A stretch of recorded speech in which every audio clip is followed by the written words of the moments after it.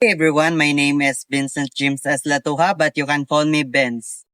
That's what my friends and family usually call me. I live from Banisilan, North Cotabato, a peaceful and welcoming community. Our people are always ready to help one another. The culture here is a beautiful mix of Christians, Muslim, and Lumad living another in harmony.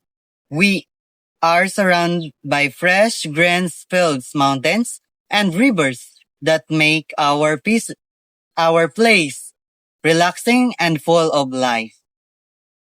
A big and loving family. My father is Romeo S. Latoha, our hard-working farmer, and my mother is Anita S. Latoha, a dedicated housewife. I have six siblings. Our standard of living is simple, but we are rich in love, care, and unity. Yeah.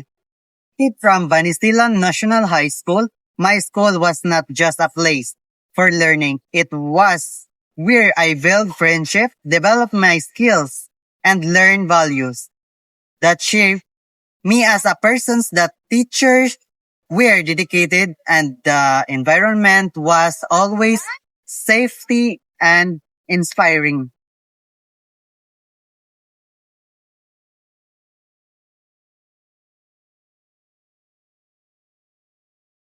I am now taking a Bachelor of Secondary Education major in Social Studies. I choose this course because I dream of becoming a teacher who can inspire young people and later a lawyer who can serve the people with justice. I expect this course to improve my knowledge, skills, and confidence. I'm teaching and public service. Enrolled at Southern Christian College because it's known for quality education and strong values. I was influenced by my family and friends to study here, and I believe ECC will help me grow academically, socially, and spiritually. Goals is become a future teacher, eventually become a lawyer. I will achieve this through hardworking, continuous learning, and determination. I know there will be challenges like financial difficulties or personal struggle, but will face them with courage and faith.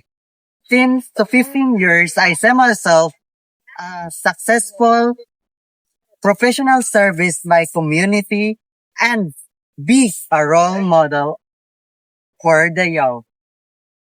Thank you for listening to my story.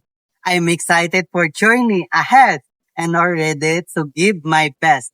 So, dito na nagtatapos ang aking kwento. I am Vincent James S. Latoha from Banisilan, North Cotabato, and I taking a Bachelor of Secondary Education major in Social Studies.